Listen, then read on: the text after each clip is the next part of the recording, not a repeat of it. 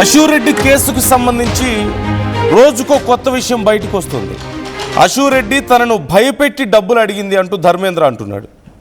తాను తన తండ్రి లీగల్గానే పోరాటం చేస్తున్నామని చెప్తున్నాడు. అశూరెడ్డి వేధింపులు భరించలేక చివరికి తన తండ్రి కేసు పెట్టాడు అంటూ ధర్మేంద్ర అంటున్నారు.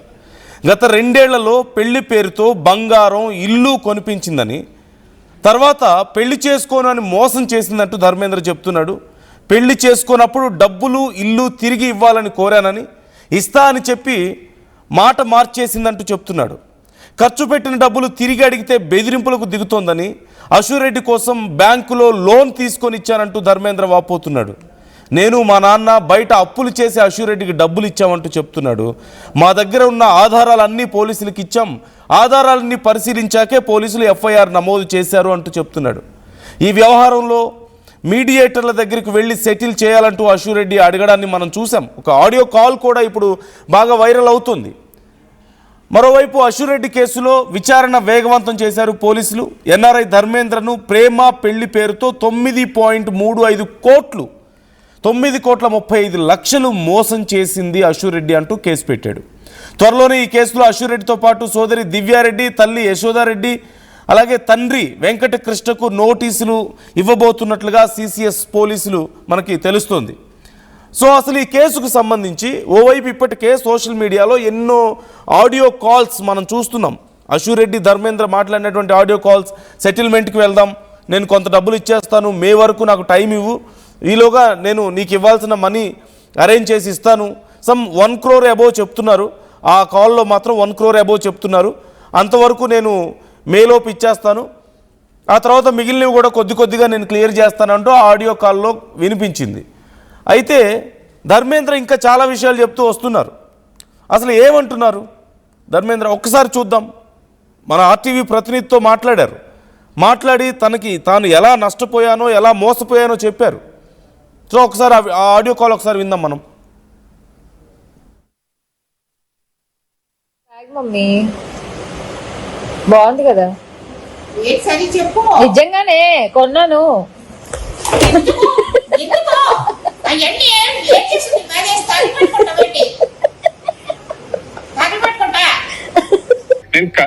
నేను మాట్లాడతాలేదు. నెక్స్ట్ ఏముందండి, అదే మా డాడీ లీగల్ గా వెళ్తున్నారు కదండి, రిటర్న్ చేయటం అసలు కేసు కూడా పెట్టబోదురండి. ఈ అమ్మాయి ఫేక్ గా పెట్టి థ్రెటన్ చేసి డబ్బులు అడిగిందండి. ఇంకా మా డాడీ చూసారు ఇది మరీ ఎక్స్ట్రీమ్ కి వెళ్ళిపోతుందని ఇంకా మా లాయర్ వచ్చి మాట్లాడతారండి. రేపు కానీ ఎల్లుండి వచ్చి మాట్లాడతారండి. ఫస్ట్ కేసు ఇప్పుడు స్టేషన్ రమ్మన్నారండి. స్టేషన్ రమ్మంటే వాళ్ళు ఇస్తారు, తర్వాత మా డాడీ వాళ్ళు కూడా వెళ్తారు. లేదంటే కనుక ఇంకా ఏదైతే తీసుకోవాలి కదండి. యాక్చువల్ ఇంకా 7 years ఉంటుంది. 2-3 times వచ్చినాము. అంటే ఇప్పుడు లాస్ట్ 2-3 years నుంచి గోల్డ్ ఇల్లు అది కొనడం జరిగిందండి, ఎక్కువ హెవీగానే. ఏం చేసామంటే అదే డబ్బులు వెనక్కి ఇమ్మని చెప్పి అడిగి పెళ్లి చేసుకున్నప్పుడు ఇల్లు కొనిపించుకున్నాం, అది కూడా ఇచ్చేసే అన్న. ఇస్తానని చెప్పి అలా గెంటుతా వచ్చి నేను ఇవ్వను, ఏం పిక్కోండి అని మాట్లాడటం మొదలు పెట్టింది. నేను లోన్స్ కూడా తీసుకున్నానండి, బయట లోన్స్ కూడా తీసుకుని ఇచ్చాను. కొన్ని లోన్ తీసుకుని ఇచ్చాను, కొన్ని బయట వాళ్ళ దగ్గర తీసుకుని ఇచ్చాను. మా డాడీ ఉంటాయి, నా ఉంటాయి, మల్టిపుల్ థింగ్స్ ఉంటాయి. ఇవాళ పరిచయం ఏదో తెలియదండి. ఇప్పుడు జరిగింది మేము చెప్పామండి, అన్ని సబ్మిట్ చేశారు. ఇట్స్ నాట్ మొన్న రిజిస్టర్ అయింది కాదండి. ఆల్రెడీ 2-3 months నుంచి ఇన్వెస్టిగేషన్ చేసిన తర్వాత వాళ్ళు ఎఫ్ఐఆర్ ఫైల్ చేశారండి. జస్ట్ లైక్ దట్ ఫైల్ చేయరు కదండి. 20th ఫైల్ అయింది అనుకుంటాను, నాకు తెలియదు. యాక్చువల్లీ మీట్ అవటం వల్ల బయటకు వచ్చిందేమో అండి. నార్మల్ ఇప్పుడు ఎవరో డబ్బులు ఇవ్వాల్సి వచ్చిన ఇవ్వకపోతే అలా పెడతారు, కేసు అలాగే పెట్టామండి. డబ్బులు డిమాండ్ చేస్తా అడిగిందండి, అది ఉందండి. చాలా సో తమను బెదిరించిందని ఒక ఫేక్ కేసు పెట్టి తమను బెదిరిస్తూ ఉంటే ఇక చూసి ఉండలేక తన తండ్రి వెళ్ళి కంప్లైంట్ చేశారు అంటూ ధర్మేంద్ర చెప్తున్నారు. అట్ ది సేమ్ టైం బయట అప్పులు చేసి లోన్లు తీసుకొని తనకు డబ్బులు ఇచ్చానని కూడా చెప్పడాన్ని మనం చూస్తున్నాం. అయితే అశూరెడ్డి లైఫ్ స్టైల్కి సంబంధించి, అంటే తను ఇండస్ట్రీకి వచ్చిన కొత్తలో అంత రిచ్ ఏమి కాదు, కానీ ఆ తర్వాత చాలా వేగంగా ఇండస్ట్రీలో ఎదిగింది అని చాలామంది అనుకుంటూ ఉంటారు. అయితే ఇప్పుడు ఒక వీడియో మనం చూస్తున్నాం సోషల్ మీడియాలో, అందరికీ అవైలబుల్గా ఉన్న వీడియోనే. అంటే చాలామంది సెలబ్రిటీస్ మనం వింటూ ఉంటాం కదా, ఒక బ్యాగ్ 2 లక్షలు పెట్టి కొంటారు, షూస్ చెప్పులు 1.5 లక్షలు పెట్టి 2 లక్షలు పెట్టి కొంటారు, ఎక్కడో వేరే దేశాలకు వెళ్ళొస్తూ ఉంటారు, రకరకాల కాస్మెటిక్ సర్జరీస్ చేయించుకుంటూ ఉంటారు లక్షలు ఖర్చు పెట్టి. నిన్నగాక మొన్న ఇండస్ట్రీకి వచ్చేటప్పుడు ఏం లేదు, ఇంతలోకి ఎక్కడి నుంచి వచ్చాయని చాలామంది ఆశ్చర్యపోతూ ఉంటారు. ఇప్పుడు ఈ కేసుకు సంబంధించి ఖచ్చితంగా ధర్మేంద్ర దగ్గర చాలా వరకు ఆ డబ్బులతోనే అశూ రెడ్డి తను ఇండస్ట్రీలో నిలదొక్కుకోవడానికి మెయింటైన్ చేయడానికి ఉపయోగపడి ఉండొచ్చని కొంతమంది అభిప్రాయపడుతున్నారు. And you can see that video once. ఆ వీడియోలో 1,50,000 పెట్టి నేను బ్యాగ్ కొన్నాను అని చెప్తే తన తల్లి అక్కడ అరుస్తూ గొడవ పడుతూ ఇంకెన్ని కొంటావు, ఇప్పటికే చాలా ఉన్నాయి కదా అని చెప్పేసి అరుస్తూ చెప్పినటువంటి ఒక వీడియో మనకు కనిపిస్తుంది. So it's very easy for lot of celebrities, చిన్న సెలబ్రిటీస్ సైతం, కొన్ని షోస్ చేసే చిన్న సెలబ్రిటీస్ కూడా అప్పటి వరకు సాధారణ జీవితాన్ని గడిపొచ్చిన వాళ్ళు కూడా ఇండస్ట్రీకి వచ్చిన తర్వాత 4-5 ఏళ్లలో కోట్లు వెనకేసుకున్న వాళ్ళు లేకపోలేదు. బట్ ఎక్కడి నుంచి వచ్చాయి ఇవన్నీ అనుకున్నప్పుడు ఇప్పుడు ఇదిగో ఇలా కూడా ఉంటాయా అని చెప్పి మరికొంతమంది ఆశ్చర్యపోతున్నారు. ధర్మేంద్ర లాంటి బాధితులు కొంతమంది ఉంటారు అని చెప్పి ఆశ్చర్యపోతున్నారు. And you can see that video. ఆ వీడియో చూస్తే మీకే అర్థమవుతుంది నేను ఏం చెప్పాలనుకుంటున్నాను. అంటే ఏ స్థాయిలో ఖర్చు పెడుతుంటారు, ఎంత ఈజీ అవుతుంది, అవతలి వాళ్ళ పెయిన్ మరొకరికి ఎంత సరదా అవుతుంది అనేది ఒకసారి I would like to show that video.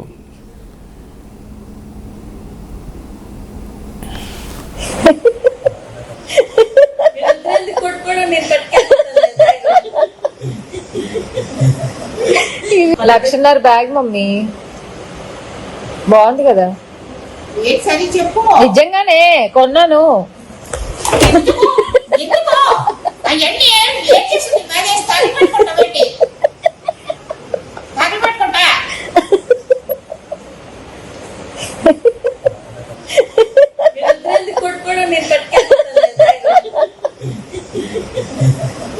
ఈ వీడియో పెడితే ఎంత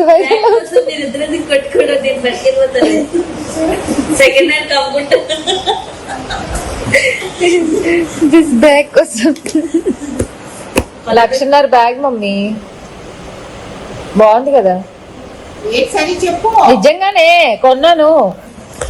ఎందుకు అవన్నీ ఏం చేసింది? మరి తగిపెట్టుకుంటా పెట్టి తగిపెట్టుకుంటా.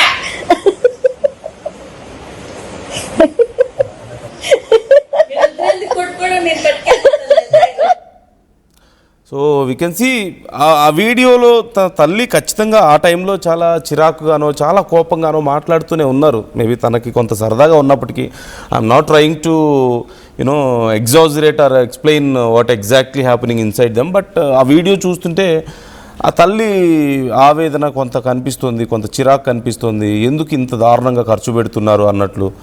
అండ్ ఎక్కడో ఒక ఫ్రస్ట్రేషన్ కనపడుతుంది. And for them maybe it was funny. ఒక్కసారి అంటే ఈ వీడియో చూస్తే అర్థమవుతుంది ఎంత ఈజీగా ఖర్చు పెడుతున్నారు చాలామంది, తను ఎంత ఖర్చు పెట్టారు, తన మెయింటెనెన్స్ కోసం ఎంత ఖర్చు పెట్టారు అనేది. అండ్ ధర్మేంద్ర మాటలను బట్టి చూస్తే చాలా వరకు ఆ డబ్బులన్నీ ఎక్కడి నుంచి వచ్చాయన్నప్పుడు ధర్మేంద్ర దగ్గర నుంచి వచ్చాయన్నట్లు కనపడుతుంది చాలా క్లియర్గా. సో ధర్మేంద్ర చెప్తున్నారు తనని మోసం చేసింది, చాలా క్లియర్గా అని చెప్తున్నారు. మోసం చేసింది, తనని బెదిరించింది, భయపెట్టి తన దగ్గర నుంచి డబ్బులు తీసుకోవాలని ప్రయత్నించింది అని చెప్తున్నారు. If in case it is true అంటే మనకి చాలా అందంగా, చాలా సున్నితంగా, చాలా కలర్ఫుల్గా, గ్లామరస్గా కనిపించే ఒక సెలబ్రిటీ వెనక ఒక ధర్మేంద్ర అనే ఒక బాధితుడు ఈ బెదిరింపులు, ఈ కేసులు, ఈ చీటింగ్లు ఇలాంటివి కనిపిస్తున్నాయి. In case if it's true we exactly don't know, but ఆ కాల్ చూస్తే అర్థమవుతుంది, కాల్ రికార్డింగ్ చూస్తే అర్థమవుతుంది తను ధర్మేంద్ర దగ్గర డబ్బులు తీసుకుంది. And she is ready to pay back. ఆ 1 కోటి పైగా నేను ఇచ్చేస్తాను మేలోపు అని చెప్తున్నారు. అట్ ది సేమ్ టైం మరిన్ని మిగతా ఇంకా ఇవ్వాల్సినవన్నీ త్వరలో కూడా కొద్దిగా ఇచ్చేస్తాను అని చెప్పేసి చెప్తున్నారు.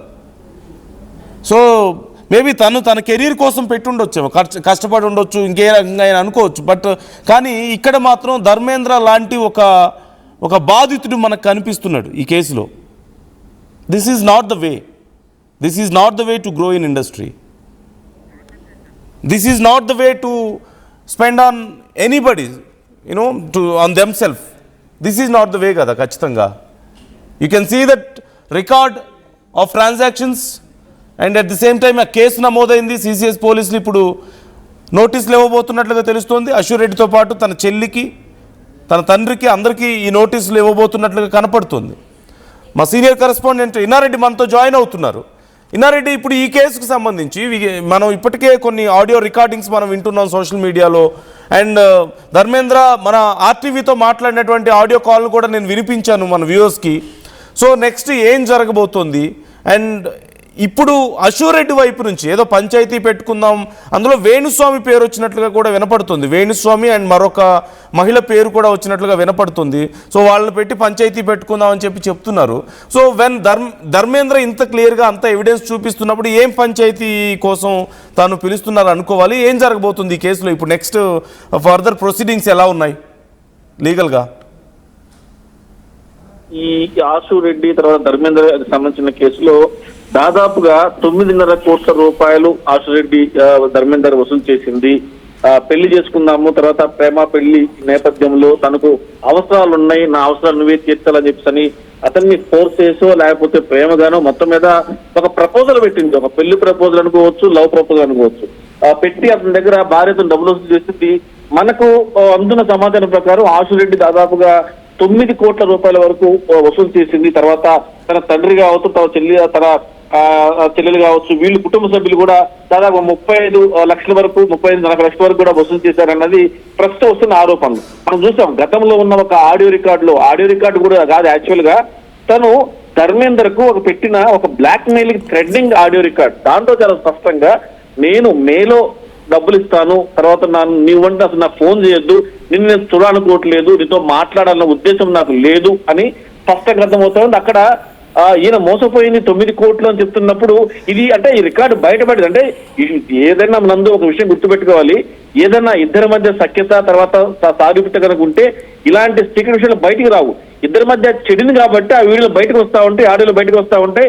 బాధితుడు ఏదో రకంగా తన బాధను వ్యక్తం చేయడమో లేకపోతే తాను ఇలా మోసపోయాడు కాబట్టి ఏదో రకంగా తను మోసపోయిన తీరు పబ్లిక్ తెలిసేలాగా పోలీసులు కేసు పెట్టి తనకి న్యాయం చేయనంటూ కూడా పోలీసులను ఆశ్రయించడం అనేది ఆనవాయితీ. ఆ రకంగా ఆడియోలు మీడియాకు రావడం జరుగుతూ ఉంటుంది. ఈ నేపథ్యంలోనే ఒక ఆడియో చూస్తే మార్చి అంటే ఏప్రిల్ మే 1 కల్లా నేను ఇస్తాను, తర్వాత మార్చి 1 కల్లా ఇస్తాను సంథింగ్ ఆడియో చెప్పడం. అంటే ముందుగానే ఆమె బెదిరించే విధానం చూస్తుంటే ఒక మనిషి ఒక దగ్గర డబ్బులు తీసుకున్నప్పుడు తిరిగి ఇవ్వాలంటే ఇవ్వబుద్ధి కాదు. సో నేను ఎంత ఇస్తాను, తర్వాత నేను లైవ్ లో సెటిల్ అయినప్పుడు ఇస్తాను అని చెప్పాను అని అంటమే కాకుండా ఇక్కడ మనకు ఇంట్రెస్టింగ్ విషయం కూడా మీరు ఇంతకుముందు మెన్షన్ చేశారు.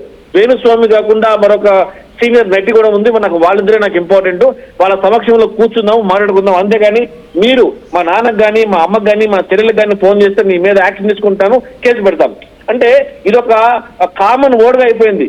కలిసి ఉంటేనేమో పర్లేదు, కలిసి విడిపోయినా లేకపోతే చిన్న ఇబ్బందులు తలెత్తినా కూడా నువ్వు తను చేసిన తప్పైనప్పటికీ కూడా అవతల మనుషుల మీద బ్లేమ్ వేసి కేసులు పెడతాను బెదిరించడం అనేది ఈ మధ్య చాలా కామన్ వర్డ్ గా మారిపోయింది. అదే రకంగా ఆశురెడ్డి కూడా ధర్మేంద్ర బెదిరించే ప్రయత్నం చేసిన ఆడియో కూడా మనం విన్నాం. దాని తర్వాత అసలు కేసు విషయం ఏమైంది, ఏం జరుగుతా ఉంది, ఎంత మోసపోయారు అన్న విషయమే కాకుండా మీరు స్పష్టత ఇవ్వాలి. మీరు సీసీఎస్ లో కేసు పెట్టిన మాట వాస్తవమే, మీరు మోసపోయిన మాట వాస్తవమే, దానికి సంబంధించిన క్లియర్ ఎవిడెన్స్ అంటే బ్యాంక్ ట్రాన్సాక్షన్ ఎవిడెన్స్ కూడా ఇచ్చారు. కాబట్టి దీని మీద ఏ రకమైన మోసం జరిగింది, ఏ రకంగా మిమ్మల్ని ట్రాప్ చేసింది, ఆమె మిమ్మల్ని ట్రాప్ చేస్తా లేకపోతే మీరు ఆమె ట్రాప్ లో పడ్డారా, ఏ రకమైన కమ్యూనికేషన్ జరిగిన విషయం మీద మనం కొన్ని ప్రశ్నలు అడిగినప్పుడు ఆయన త్వరలో వస్తాను, ప్రస్తుతం మాత్రం మా డాడీ బెదిరింపులు జరుగుతున్న నేపథ్యంలో ఆయన కేసు పెట్టడం జరిగిందని కూడా చెప్తున్న పరిస్థితి. త్వరలో ఆయన మీడియా ముందు కూడా అవకాశం కనిపిస్తా ఉంది. తర్వాత ఈ కన్వర్జేషన్ మొత్తంలో చూస్తా ఉంటే ఎలాంటి కేసులు అనేది మనకేమైనా తెలుస్తున్నాయా? ఎందుకంటే ఆ వ్యక్తిని ఇప్పుడు బెదిరించింది అంటే వాళ్ళు డబ్బులు కూడా ఇచ్చామని చెప్తున్నారు కదా, అంటే ఏం కేసులు పెట్టుంటారు? దొంగ కేసులు ఏదో పెట్టారు అని చెప్తున్నారు. ఎలాంటి కేసులు అనేది ఏమైనా తెలుస్తున్నాయా? అంటే ఆశురెడ్డి కేసు పెడతాను బెదిరించింది కానీ ఆశురెడ్డి కేసు పెట్టలేదు. ఓకే. సో అంత ధైర్యం లేదు. బికాజ్ ఎక్కడ ఈయన బెదిరించడము, తర్వాత డబ్బులు తీసుకోవటము, దానికి సంబంధించిన ఎవిడెన్స్ నేను దగ్గర ఉన్నాయి. కాబట్టి అప్పుడు కూడా నువ్వు గనక నా జోలికి వస్తే నీకు 1,25,000 మాత్రం 1,25,00,000 ఇస్తాను, మిగతా నేను సెటిల్. ఇప్పుడు కాదు నేను అనేది, గతంలో తమ మీద ఏదో కేసులు పెట్టి బెదిరించింది అని చెప్పేసి మాట్లాడుతున్నారు కదా ధర్మేంద్ర, అప్పుడే డబ్బులు ఇచ్చామని కూడా చెప్తున్నారు కొన్ని. సో అంటే ఎలాంటి ఏదైనా కేసులు పెట్టారా, పెడతామని బెదిరించారా అనే డీటెయిల్స్ ఏమైనా తెలుస్తున్నాయా మనకి?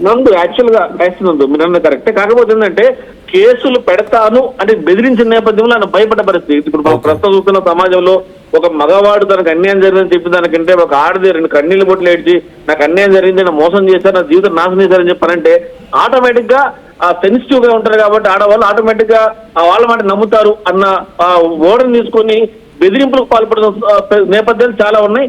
ఆ రకంగానే గతంలో కూడా ఇదే రకంగా నువ్వు గనక ఈ రకంగా డబ్బుల కోసం ప్రెజర్ చేసినా, మా అమ్మని మా నాన్నని మీ చెల్లి విషయంలో కనుక ఇన్వాల్వ్ అయినా, ఈ డబ్బుల విషయం చెప్పినా కూడా నీ మీద కేసులు పెడతాను అన్న విషయం చెప్పిన కేసు ఎక్కడ పెట్టిన సందర్భం అయితే మాత్రం మన ఇన్వెస్టిగేషన్ లో తేలేదు.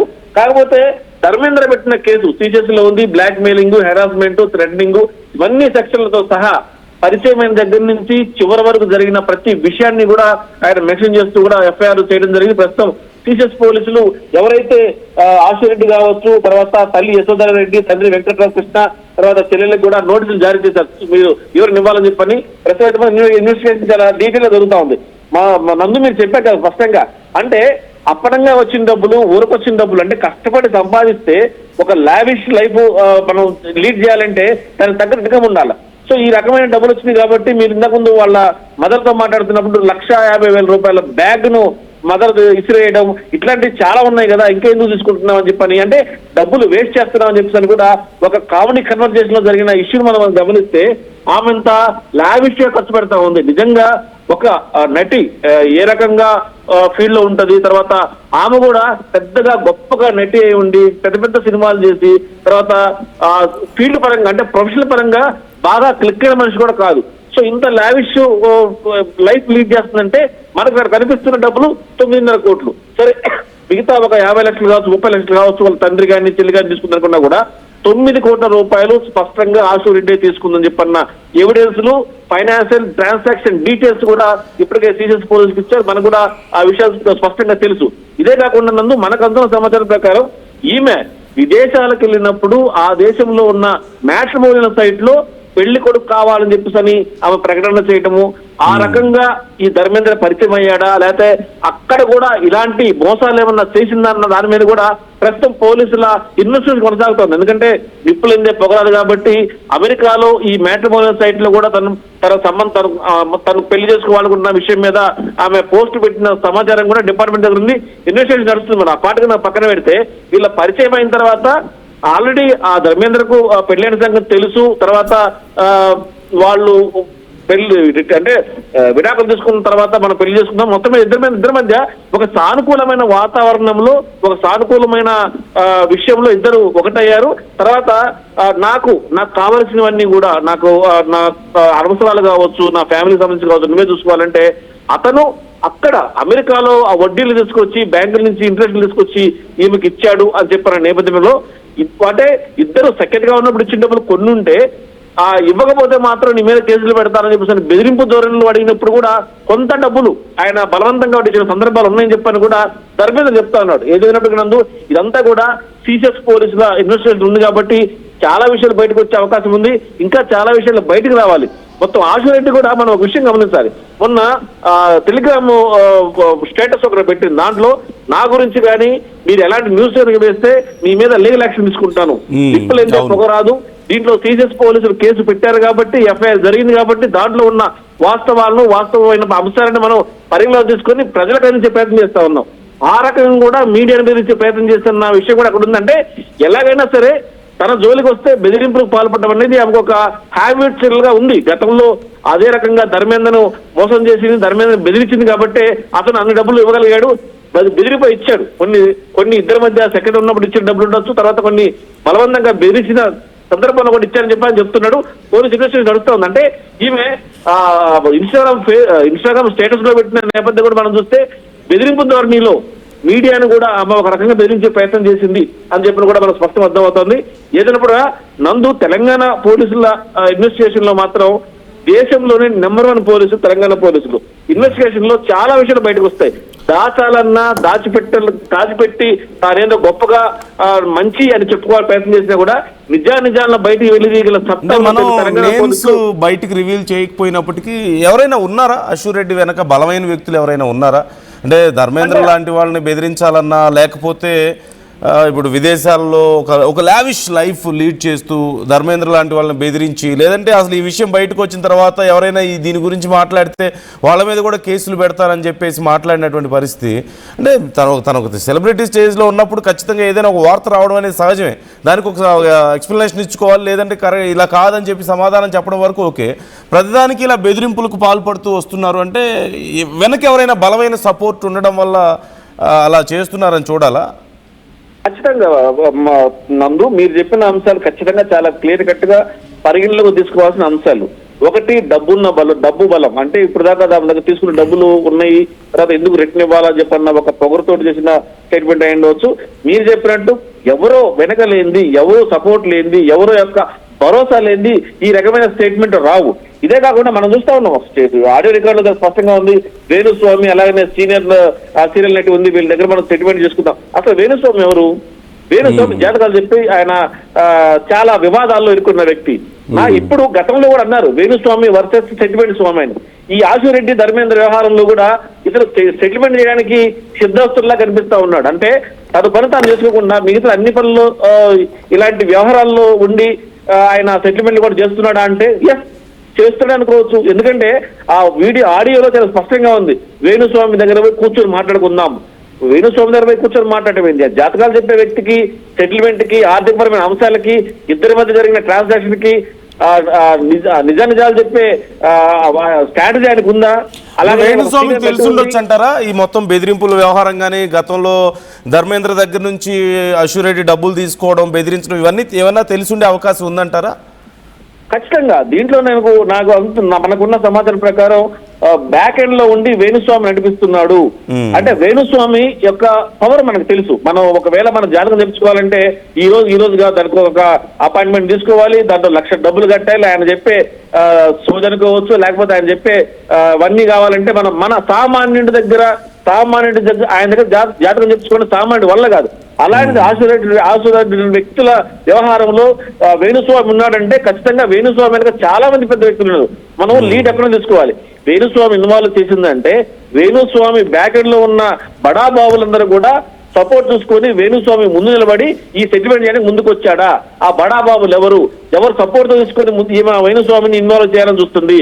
ఆల్రెడీ ముందుగానే వేణుస్వామితో మొత్తం డిస్కస్ చేసి దీని మీద నన్ను కాపాడనో లేకపోతే ఈ విషయాన్ని ఒక కొలికి తీసుకురండి, నన్ను అనవసరంగా బజార్ను పడేస్తా అని చెప్పేసనో చేస్తే ఆ వేణుస్వామి కూడా కొంతమంది బడాబాబుల సహకారంతో ముందుకు వచ్చి నేను సెటిల్మెంట్ చేస్తానని చెప్పి నాకు తెలుస్తా ఉంది. ఖచ్చితంగా పోలీస్ ఇన్వెస్టిగేషన్ లో అన్ని వివరాలు త్వరలో బయటకు వస్తాయి నందు. Right. Thank you Inna Reddy, thanks for the details. ఖచ్చితంగా ఇన్నారెడ్డి చెప్పినట్లుగా ఇంకా కొంతమంది పేర్లు బయటకు వచ్చే అవకాశం ఉంది. అంత ఈజీ కాదు. సరే, ఒక కోణంలో చూస్తే తను అప్పుడప్పుడే ఇండస్ట్రీలో ఎదుగుతున్నటువంటి ఒక నటి, కొన్ని షోస్లో పార్టిసిపేట్ చేస్తున్నారు. సో ఇలాంటి స్టేజ్లో ఉన్నప్పుడు, ఇండస్ట్రీలో అప్పుడప్పుడే ఎదగాలని చూస్తున్నటువంటి ఒక స్థాయిలో ఉన్నప్పుడు ఒక వ్యక్తిని బెదిరించడం, ఆ వ్యక్తి దగ్గర ఇన్ని కోట్ల రూపాయలు డబ్బులు 9 కోట్ల పైగా డబ్బులు తీసుకోవడం, అడిగితే బెదిరించడం, ఇంకా ఎక్కువ డబ్బులు కావాలని చెప్పేసి కేసులు పెడతామని చెప్పి బెదిరించడం. అసలు ఈ విషయం బయటకు వస్తే మళ్ళీ ఎవరైనా ఈ న్యూస్ని ప్రసారం చేస్తే వాళ్ళ మీద కూడా కేసులు పెడతామని బెదిరించడం. ఖచ్చితంగా ఆ స్థాయిలో ఉన్నవాళ్ళు, లేదంటే ఇంకా గొప్ప స్థాయికి వెళ్ళాలనుకున్న వాళ్ళు చేసే విధానం ఇది కాదు, వ్యవహరించే విధానం ఇది కాదు.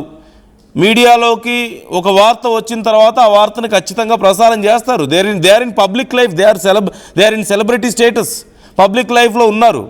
సో ఖచ్చితంగా అది వార్త అవుతుంది. ఒక ఎలిగేషన్ వచ్చినా లేదంటే ఇంకేమైనా వచ్చినా సరే ఒక వార్త అవుతుంది. లేదు అలా కాదు ఇలా అని ప్రూవ్ చేసుకోవాలి. ఆ స్థాయిలో ఉన్నప్పుడు ప్రతిదీ వార్తే. తను బిగ్ బాస్కి వెళ్ళినా ఇంకోటి వెళ్ళినా బయట న్యూస్ ఛానల్స్ లేకపోతే సోషల్ మీడియాలో ఉన్నటువంటి డిజిటల్ మీడియాలో ఉన్నటువంటి కొన్ని ఛానల్స్ ప్రత్యేకంగా ప్రసారం చేసి చూపించగలిగినప్పుడు అశురెడ్డి అసలు ఎక్కడి నుంచి వచ్చారు, ఏ స్థాయి నుంచి వచ్చారు అని అంత గొప్పగా చూపించినప్పుడు, మురిసిపోయినప్పుడు తన గురించి ఒక ఎలిగేషన్, ఒక కంప్లైంట్ వస్తే దాని గురించి కూడా చెప్తారు. అప్పుడు మాత్రం నచ్చిన ఛానల్స్ ఇప్పుడు నచ్చట్లేదా? అప్పుడు గొప్పగా చెప్పినప్పుడు, హ్యాపీగా ఫీల్ అయినప్పుడు ఇలాంటి విషయాల్లో కనీసం ఎక్స్ప్లెనేషన్ ఇచ్చుకోవాలన్న ఒక పద్ధతి లేకపోతే ఎలా? కంప్లైంట్ చేస్తాను, నేను అది చేస్తాను, ఇది చేస్తానని బెదిరిస్తే సరిపోతుందా? ఇప్పుడు ధర్మేంద్ర చాలా క్లియర్గా చెప్తున్నారు, తనని బెదిరించిందని, దొంగ కేసులు అని చెప్పేసి తనని నానా రకాలుగా మానసికంగా హింస పెట్టిందని చెప్తున్నారు. పెళ్లి చేసుకుంటానని మాట ఇచ్చి తీరా డబ్బులు తీసుకొని పెళ్లి చేసుకోమని చెప్పి అడిగితే కుదరదని చెప్పేసి మోసం చేసిందని చెప్తున్నారు. అడిగితే ఇప్పుడు కొంతమంది పేర్లు చెప్తున్నారు. అఫ్కోర్స్ ఒక ప్రముఖ సీరియల్ నటి ఉన్నారు, వాళ్ళతో పాటుగా ఇప్పుడు వేణుస్వామి పేరు చెప్తున్నారు. వాళ్ళ దగ్గరికి వెళ్ళి సెటిల్మెంట్ చేసుకుందాం రమ్మని చెప్పేసి అడుగుతున్నారు. వాళ్ళ దగ్గరికి ఎందుకు వెళ్ళాలి సెటిల్మెంట్ చేసుకోవడానికి? అసలు ఇందులో వేణుస్వామికి సంబంధం ఏంటి? ఆయన పేరు ఎందుకు తెస్తున్నారు? అంటే ఆయనకి ఏదైనా సమాచారం ఉందా, లేకపోతే ఎలా అర్థం చేసుకోవాలి? సో ఇలా చాలా రకాల డౌట్స్ వస్తున్నాయి. అట్ ద సేమ్ టైం ఇప్పుడు ఆర్టీవీ అడిగినటువంటి ప్రశ్నకి అశూరెడ్డి మీద చర్యలు తీసుకోవాల్సిన అవసరం ఉందా అంటే ఆల్మోస్ట్ 90% వరకు చాలామంది రెస్పాండ్ అవుతున్నారు. అందులో 86% ఎస్ అంటున్నారు, అవసరం లేదని ఒక 14% మాత్రమే చెప్తున్నటువంటి పరిస్థితి కనపడుతుంది. సో ఇంకా ఎవరి విషయంలో అయినా ఇలా జరిగిందా అనే కోణంలో కూడా ఇప్పుడు విచారణ చేసే అవకాశాలు కనిపిస్తున్నాయి. చాలామంది డౌట్స్ రైజ్ చేస్తున్నారు. So what do you think? మీకేమనిపిస్తుంది? మీ అభిప్రాయాలు కూడా కామెంట్ చేయండి.